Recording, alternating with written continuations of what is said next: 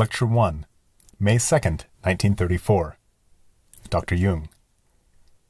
Ladies and gentlemen, I made up my mind to give you a seminar about Zarathustra as you wished, but the responsibility is on your heads. If you think that Zarathustra is easier than those visions, you are badly mistaken. It's a hell of a confusion and extraordinarily difficult. I broke my head over certain problems. It will be very hard to elucidate this work from a psychological angle. However, we will try to do our best, but you must cooperate. I think, concerning the technique, that it will be best to go through the chapters from the beginning, and I'm afraid it will take us far more than one term to plow through the whole thing. It's considerably longer than the visions we've been working on, but we can stop it any time you wish. Perhaps you will get sick of it in the long run, but I would not know any other way of dealing with it. You know, these chapters of Zarathustra are sort of sermons in verse. But they have some analogy with the visions inasmuch as they are also evolutionary incidents. They form a string of experiences and events, manifestations of the unconscious, often a directly visionary character. And therefore, it is probably recommendable to follow the same technique in the analysis which we've applied to the visions. There are certain chapters which consist of or start from visions, or are comments on visions or dreams Nietzsche had had, and other chapters are sermons spoken by Zarathustra. Now, Zarathustra is by no means a merely metaphorical or poetical figure invented by the author himself. He once wrote to his sister that Zarathustra had already appeared to him in a dream when he was a boy. Then I found an allusion to the peculiar fact that Nietzsche as a young man studied in Leipzig, where there's a funny kind of Persian sect, the so-called Mazda sect, and their prophet is a man who calls himself El Hanish. That man is said to be a German from the blessed land of Saxony named Hainish, a well-known Saxon name. As a matter of fact, the professor of Oriental Languages here told me that when he was studying Persian in Leipzig, this man was in the same seminar. He is certainly not the originator of that Mazda sect. It is of old origin. They took over certain Persian ideas from the Zendavesta, particularly the hygienic rules which they applied in a more or less mechanical way, accompanied by metaphysical teaching also taken from the Zendavesta, which, as you know, is a collection of the sacred books of the Zoroastrian belief. It's been assumed that Nietzsche became acquainted with certain members of that sect and thus got some notion about Zarathustra or the Zoroastrian traditions. Personally, however, I don't believe this. He would never have gotten a very high idea of Zarathustra through their representations. Nietzsche was a well-read man, in many ways very learned, so it's quite probable, or even certain, that he must have made some special studies along the line of the Zendavesta, a great part of which was already translated in his days. There's now a good German translation, and an English one in the series of The Sacred Books of the East. It consists of books of very different periods, the earliest of which, the Yasna, includes the so-called Gathas, sermons in verse. These are called the verse sermons of Zarathustra, and are written in a special dialect of Old Iranian. As such, they are very archaic. The oldest of all, it's assumed that they really go back to the time of Zarathustra. And these would form the model for the verse sermons of Nietzsche's Zarathustra. We must go a little into the history of that Zoroastrian belief, because it plays a certain role in the symbolism of the book. Zarathustra is almost a legendary figure, yet there are certain notions about him which prove that he must have been a real person who lived in a remote age. It's not possible to place him exactly, either geographically or chronologically, but he must have lived between the 7th and 9th centuries BC, probably in northwestern Persia. He taught chiefly at the court of a king or prince named Vishtaspa. The Greek form of this name is Hystaspes, which you may remember was the name of the father of Darius I. The story says that Zarathustra first became acquainted with the two ministers of the court of Vishtaspa, and through them with the noble queen whom he converted, and then through her he converted the king. This is psychologically a very ordinary proceeding. It usually happens that way. One of the most successful propagandists of early Christianity in high circles was the Pope Damasus I, whose nickname was Matronarum Rascalpius, meaning the one that tickles the ears of the noble ladies. He used to convert the nobility of Rome through the ladies of the noble families. So this is probably a historic detail in the life of Zarathustra. Then, in contradistinction to certain other founders of religions, he married and lived to be quite old. He was killed by soldiers while standing near his altar on the occasion of the conquest of his city. The Gathas are probably authentic documents which date from Zarathustra's time, and it's quite possible that they were his own doing. Practically nothing can be concluded from them as to historical detail, but that ancient teaching was remarkably intelligent for those days, and it was characterized by one particular feature which was, one could say, the clue for the fact that Nietzsche chose that figure. In fact, Nietzsche himself says that he chose Zarathustra because he was the inventor of the contrast of good and evil. His teaching was the cosmic struggle between the powers of light and darkness, and he it was who perpetuated this eternal conflict. And in the course of time, Zarathustra had to come back again in order to mend that invention, in order to reconcile the good and evil which he separated in that remote age for the first time. It is true that one would not be able to indicate any thinker earlier than Zarathustra who stressed the contrast between good and evil as a main principle. The whole Zoroastrian religion is based upon this conflict. The dogmatic teaching is that in the beginning there was one wise and all-powerful god called Mazda, which means simply the wise one, something like Lao Tzu, with the attribute of Ahura. Ahura is the Iranian version of the Sanskrit word Asura, which is the name of the spiritual god in the oldest parts of the Rig Veda. You know, the Rig Veda is a collection of poems or hymns, part of the sacred literature of the Hindus, which goes back to an extremely remote age, perhaps to the time of the primitive Aryan invaders of India. One of the oldest parts contains the so-called frog songs of the priests, and they are supposed to date back to 5000 BC, though I don't know whether that estimate is correct. In those old frog songs, as I've told you, the priests in their rain charms identified themselves with the frogs. When there was a drought, the priests sang the frogs' songs as if it had rained. They imitated the frogs as they sing after the rain, because they feel well then in their ponds, but when there's no water there is nothing to sing about. As primitives also, in order to produce rain, imitate the fall of raindrops, or they sprinkle blood or milk, or they whistle, imitating the sound of the wind that brings clouds. This Asura is the highest god, and he is different in the concept of the Deva. Deva, or devs, the plural, is the root word from which, for instance, Zeus is derived, and Deus, and Zu, and from that our word Tuesday. The devs are the shining gods of the day, of the clear blue sky, of things visible in the daylight, while Asura is a god within, a god of chiefly spiritual and moral character. Now, in the later development, in the later parts of the Rig Veda, Asura disintegrated into a multitude of Asuras, and they are demons of a definitely evil nature. And you find the same thing happening with the devs in Persia. The Zoroastrians had that concept of Asura, the highest god, that very ancient idea of the Rig Veda, and they chose the name in the Persian form, Ahura, as an attribute for Mazda. So their god was called Ahura Mazda. Ahura Mazda, the greatest god, the wise man, is generally supposed to be Zarathustra's creation, and he came to that formulation probably through inner experiences of which his story tells. These experiences are called in the old literature meetings and questionings. That is, he met Ahura Mazda, or his spoken word called Vohumano, meaning the good attitude. The German word for Vohumano would be the gute Gesinnung, the good attitude, a good intention, a good word, the right word. We could easily translate it, with no particular philosophical difficulty, by the Christian concept of the Logos. The spoken word represents God in the incarnated form. The Logos, as incarnated in Christ, would be the exact counterpart of Vohumano. One finds the same concept in Islam, in the mystical Sufi sect, where Allah, because he is unnameable, ineffable, and therefore formless, appears in tangible form in Chidra, the green one, who is called the first angel of Allah, the Word, the face of Allah. The angel of the face is a similar conception in the Old Testament, a sort of tangible representation of an absolutely intangible and indefinable deity. So Ahura Mazda, or Vohumano, became experiences to Zarathustra, the so-called meetings and questionings. He had, I think, 7 meetings with the good spirit of the god Ahura Mazda. There is also a bad spirit of which we shall talk presently. He received the revelation. He was taught the truth by that spirit. I mention that now because it is a parallel to Nietzsche's Zarathustra. The name Zarathustra in Persian is written Zarathustra. Ustra is typically Persian and it means camel.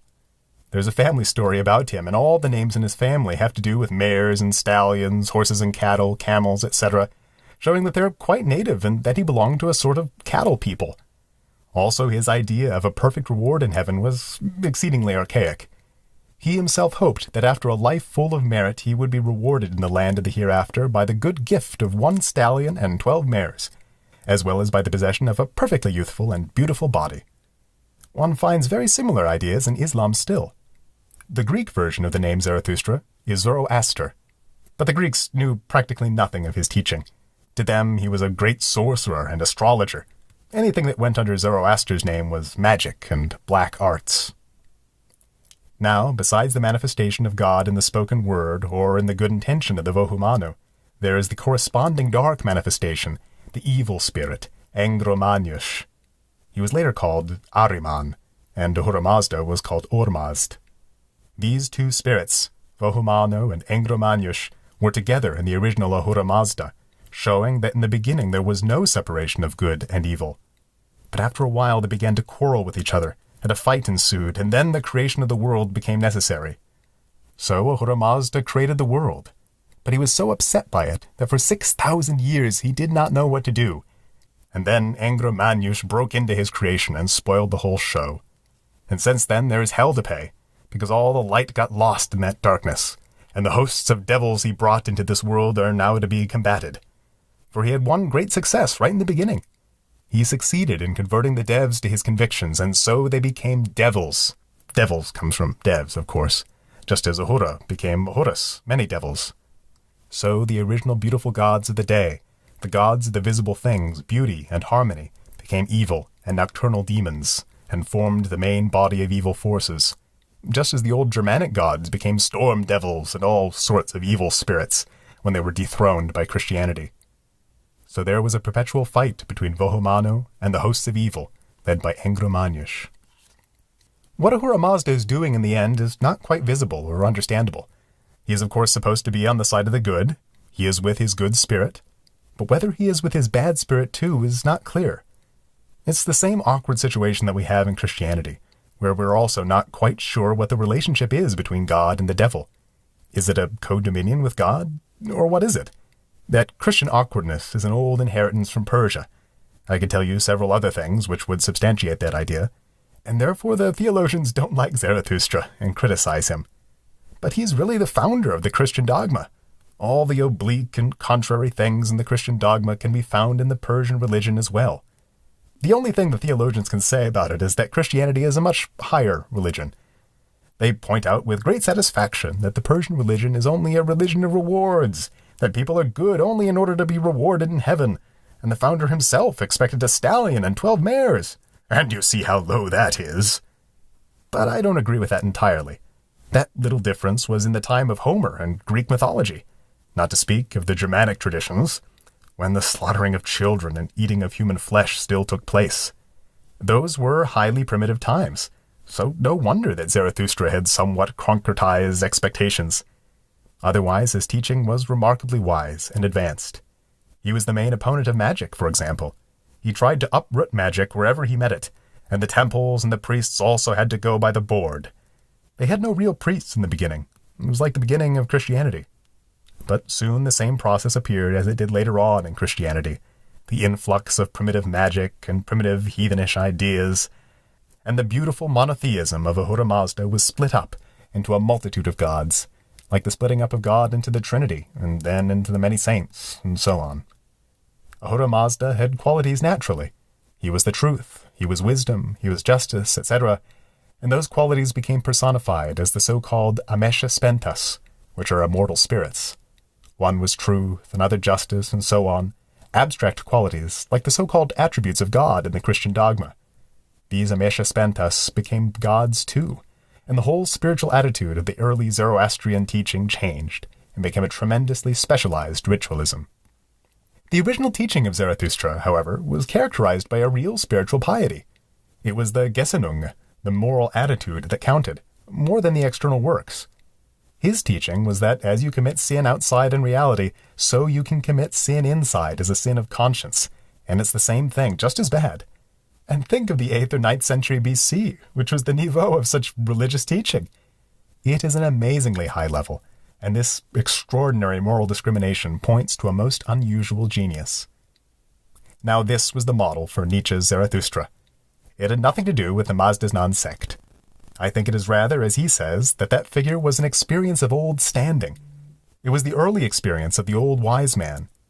You see, we often speak of that figure as a personification of the inherited wisdom of the ages, the truth that has become instinctive through experience, one could say, having been lived millions of times, a sort of wisdom of nature that's born in us and to which we owe the coordination of our whole biological as well as psychological system, that old experience which is still visible in our dreams and in our instincts. This is the mental or spiritual aspect of a perfectly natural fact, namely, the teleology of a living system. So Nietzsche chose a most dignified and worthy model for his old wise man, because to him it was that same kind of experience. You know, Nietzsche, in the first part of his life, was a great and very intuitive intellectual, chiefly rebellious and critical of traditional values, and you can still find that in Zarathustra. There was then little of what one would call positive in him. He could criticize with remarkable readiness, but he was not yet synthetic or constructive, and he could not produce values. Then suddenly, like an extraordinary revelation, all which his former writings omitted came upon him. He was born in 1844, and he began to write Zarathustra in 1883, so he was then 39 years old. The way in which he wrote it is most remarkable. He himself made a verse about it.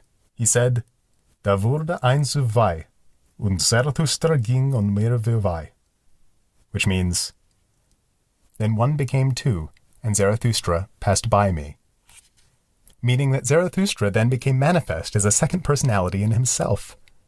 That would show that he had himself a pretty clear notion that he was not identical with Zarathustra.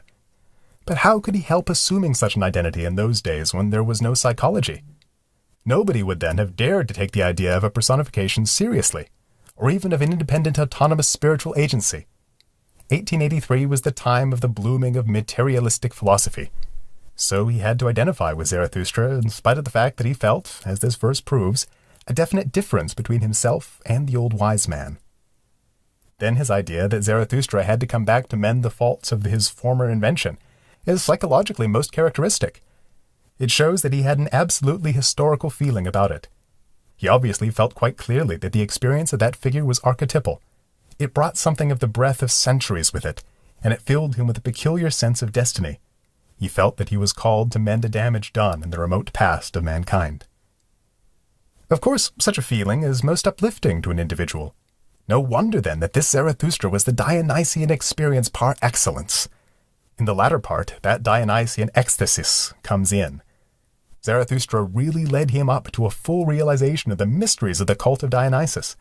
He had already had ideas about it, but Zarathustra was the experience which made the whole thing real.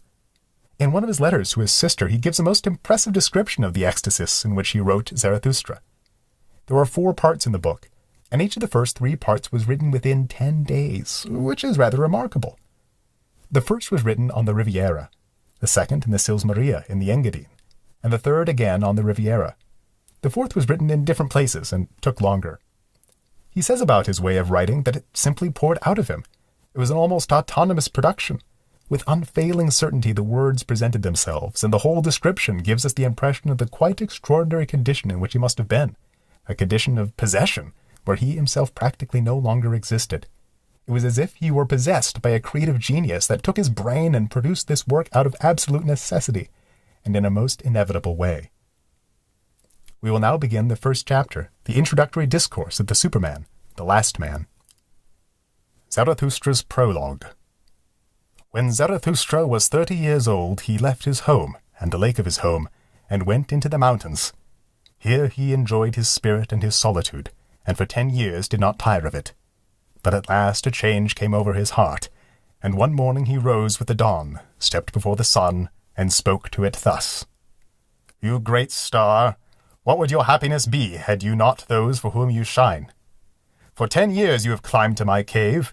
You would have tired of your light and of the journey had it not been for me and my eagle and my serpent. But we waited for you every morning, took your overflow from you, and blessed you for it. Behold, I am weary of my wisdom. Like a bee that has gathered too much honey, I need hands outstretched to receive it. I would give away and distribute until the wise among men find joy once again in their folly, and the poor in their riches." We must first try to construct the psychological situation. As I said, I'm going to handle these chapters or experiences like divisions. Here the story of Zarathustra begins. The man who speaks or writes is Nietzsche. It is as if he were the historian of Zarathustra, describing what he has been doing. Zarathustra is obviously objectified here, The writer does not seem to be identical with him. Now he is said to be 30 years old when he left his home. To what fact do those 30 years refer? As far as I know, there's no definite chronology in Zarathustra's life except the age when he died, 77 years. Mr. Allemann. It refers to the age of Christ. Dr. Jung. Yes, the legendary age of Christ, when he began his teaching career. That at once creates an identity between Zarathustra and the Christ. This is an identity which is commonly granted historically. Namely, it is in the Zoroastrian teaching that every 1,000 years, which simply means an indefinite world period, about half of a month of the Great Platonic year, a Sushant appears, that is a reaper, a savior, who teaches people a new revelation, a new truth, or renews old truths, a mediator between God and man. This is most definitely an idea which went over into the Christian teaching, where it took on a somewhat different form. In Christianity, the idea of the enantiodromia came in. After the teaching of Christ has had its effect, then Satan is given a chance, as you learn from the book of Revelation, for 2 times and a half time. Also an indefinite period in which he is allowed to enjoy himself, apparently, working all sorts of evil. This is one of the origins of the legend of the Antichrist, which is proved to have already existed in the 1st century. In practically the same circumstances under which Christ was born, his dark brother, the Antichrist, would be born, and he would work very much the same miracles, but in order to seduce mankind. He would be a sort of negative Sushant, appearing when the positive reign of Christ was coming to an end. According to the Persian reckoning, the reign of the Antichrist would begin after a month of the Great Platonic year, about AD 1100 or 1200.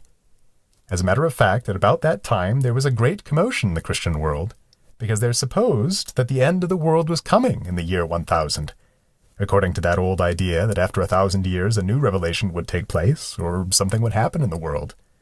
But apparently nothing happened.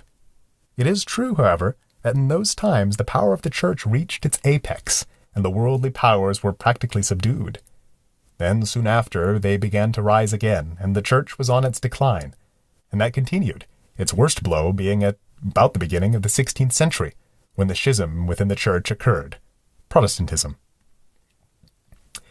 Now this idea of the Sushant has of course also entered the mind of Nietzsche. His Zarathustra is a Sushant who comes after the 1,000 years are once more fulfilled. Of course not quite, but à peu près. It was only 1883, unfortunately, but the heavenly powers are sometimes irregular. Perhaps the clock doesn't work regularly in heaven, one doesn't know exactly. So the Sushant came a bit earlier, a reincarnation in the form of Zarathustra. And he enters upon his career very much in the way of the former Sushants, Christ or the Antichrist. One knows, of course, from the writings of Nietzsche, even if one only knows the titles of his works, that he had the idea of an Antichrist very much in mind. He makes, of course, a great story about his anti-Christianity, and takes himself as being an Antichrist incarnate. By no means as a merely destructive, devilish brother of Christ, however, but as a new Sushant. He will destroy the former values, sure enough, but for something better and more ideal, for morality much higher than the Christian morality. He feels himself, therefore, as a positive Sushant, in spite of the fact that he accepts the title of immoralist and Antichrist. In India, also, there is the idea of the savior or reaper that appears every 1,000 years in the series of the incarnated bodhisattvas. For instance, the bodhisattva of the past world, Buddha Amitabha, and Buddha Sakyamuni of the real actual world, and Buddha Maitreya of the coming worlds. And there are many others, because there have been many other worlds. Buddha Amitabha is one of the most important ones. Particularly worshipped in Japan, he is the Buddha of clarity, of truth.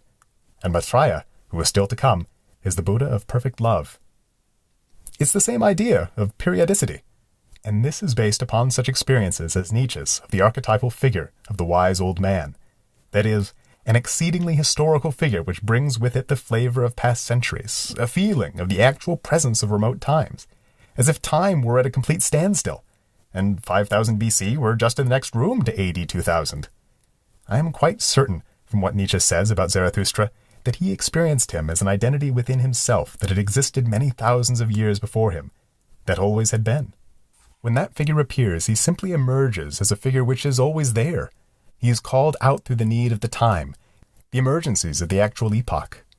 That Zarathustra is said to be 30 years old, then, discloses a certain analogy with Christ. Then we have here a hint as to the place where he lived. He left the lake of his home. Why should such a little thing be mentioned? It is a most insignificant detail, but if you apply the rules of dream interpretation to this symbol, it is psychologically quite charming. What would be the lake of one's home, and where is one going when one leaves the lake? Miss Hannah. Could not the lake of his home be the personal unconscious, which he is leaving for the collective unconscious? Dr. Jung. Quite so. The lake is limited and confined, in contradistinction to the sea, which is supposed to be unlimited. The sea, therefore, is always a symbol of the collective unconscious, which has no boundary anywhere, while the lake is like being locked into terra firma, which always symbolizes consciousness. It would be that amount of unconsciousness which is locked in by consciousness, a perfectly controllable piece of unconsciousness. So the lake of one's home is the personal familiar unconscious, that part which links one up with father and mother and brothers and aunts, ancestral conditions and so on. It is a nice, well-known place, with its history that forms the beginning of one's life. Then Zarathustra went up into the mountains. What about that? Mrs. Crowley. For contemplation. Dr. Jung. Yes, but you can contemplate near a lake very well. In Tibet, the ordinary requirements for a sage are a hill on one side and on the other a lake, inter colum et aquam. Dr. Bahadurji. He wants to be on a higher level, beyond general humanity. Dr. Jung. Yes, that is of course an analogy to the rishis, the legendary sages who lived on the heights of the Himalaya mountains in Tibet. Those fellows also lived in a desolate, rather dreary place between the water, preferably a lake or a river, and the mountainside, high up above the ordinary people. That feeling played a great role in Nietzsche's case. When he was up at Sils Maria, which is nearly 6,000 feet above sea level, he used to speak of being 6,000 feet above good and evil, above ordinary humanity, that is. Therefore he felt so particularly well in the Engadine. It is a very high floor. So it means here that he leaves the controlled ordinary home conditions, the familiar psychology, and lifts himself up to a particularly high level where he enlarges his horizon, as sages go into such places for the sake of enlarging their consciousness and their horizon, to detach themselves from the chaos of events in order to see more clearly. Therefore the saying of Lao Tzu, the one who detaches and sees from afar sees clearly. And there he possessed his spirit in solitude, and for 10 years did not weary of it. Here is another detail. 10 years. Mr. Alleman. 30 plus 10 makes about the age of Nietzsche when he wrote. Dr. Jung. Yes. He was 30 when he left, and 40 when he had accomplished the accumulation of wisdom. Then there's a detail in the history of his life which you would not know, that for the first 10 years he had no pupils, and he was worried about it. And even then he had only one, a young cousin of his. Only very much later did he succeed in converting people to his wisdom. These 10 years might easily have to do with that fact, though I am not sure. But there's also the psychological fact that it just makes up the age at which he began to write Zarathustra, the moment when he left his mountains. It describes here how he was coming to give his message to mankind, his heart having at last changed. And then comes the invocation to the sun. Now, how would you understand his invocation? It is the first event, the first experience or adventure.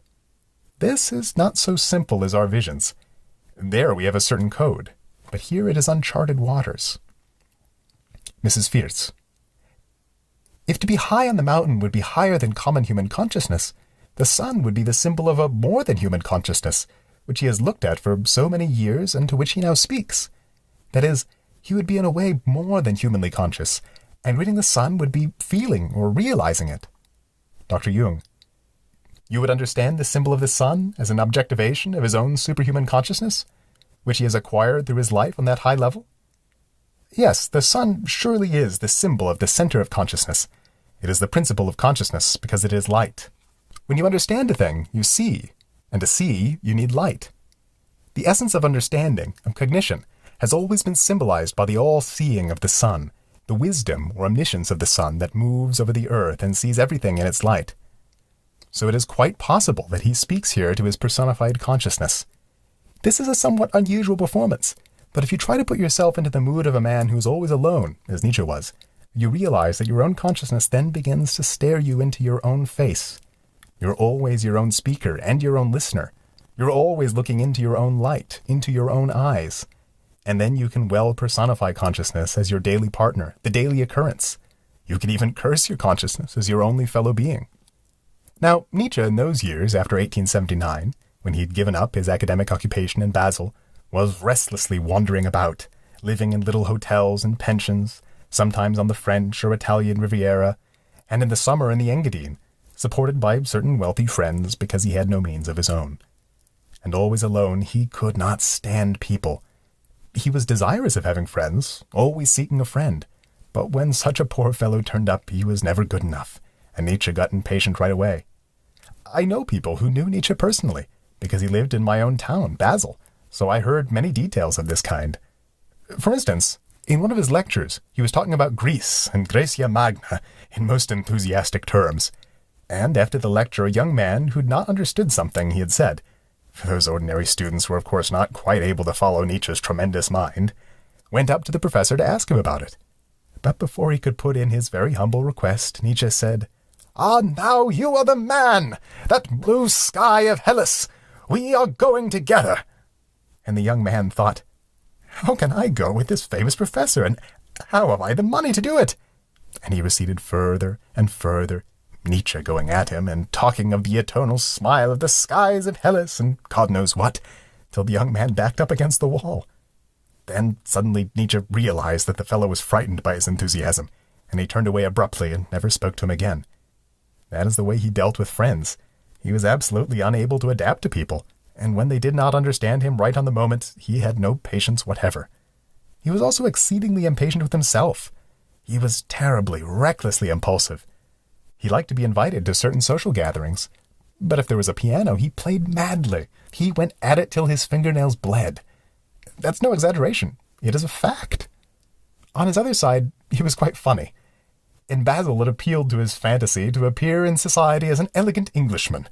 In those days, Englishmen were considered the summit of everything marvelous, and they then used to wear grey gloves and grey top hats. So Nietzsche went about in a grey riding coat, a grey top hat and grey gloves, and thought he looked like an Englishman. And with that moustache. We must know about these contrasts in order to understand the language of Zarathustra. We may suppose, then, that this son he's talking to is really the great light that he received and talked to every day, which is of course the great clarity of his lonely consciousness. And on account of this fact, that the sun is his consciousness, he can say to it, "What would you do without me? I still exist even over against such a consciousness." For when you're all alone with yourself, such a consciousness becomes so overwhelming a fact that finally you forget who you are out of sheer consciousness. Therefore, people who are pathologically conscious of themselves annihilate their own existence. They try not to be.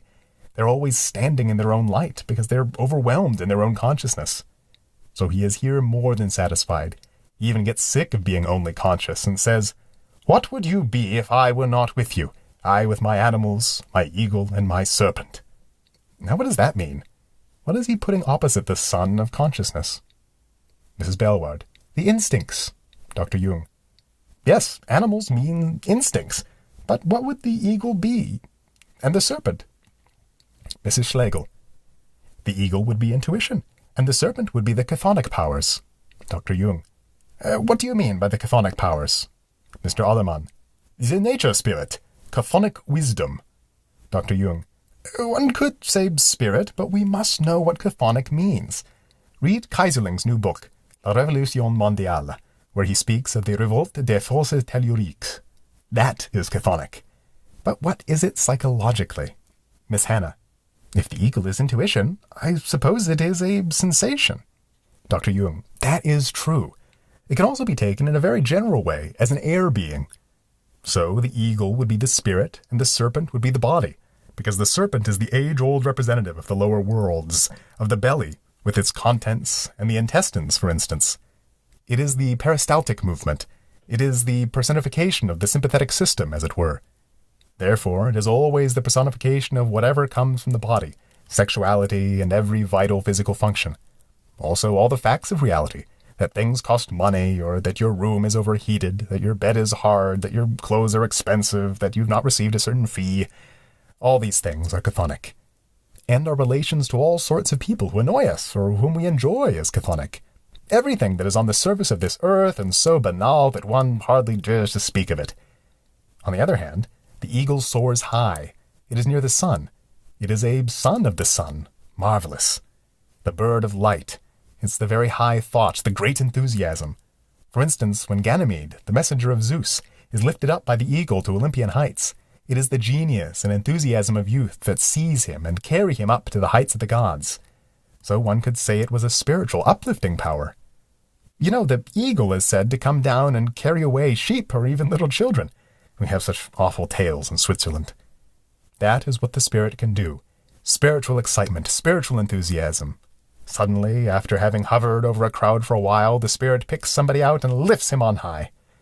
And the serpent would be le fausse terrestre.